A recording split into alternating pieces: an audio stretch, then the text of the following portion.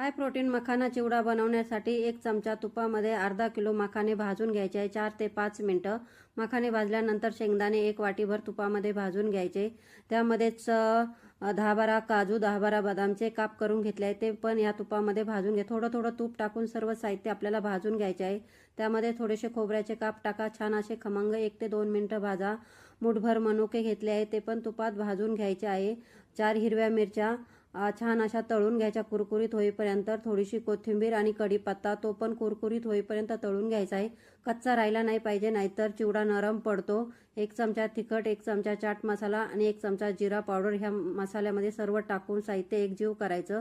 भाजलेलं सर्व साहित्य एकजीव करून घ्यायचं आहे। नंतर मखाण्यामध्ये टाकायचं, चवीनुसार मीठ टाकून घ्यायचं, 2 चमचे साखर टाकायची। अशा प्रकारे मिक्स करून हाय प्रोटीन आपला चिवडा तयार झाला आहे।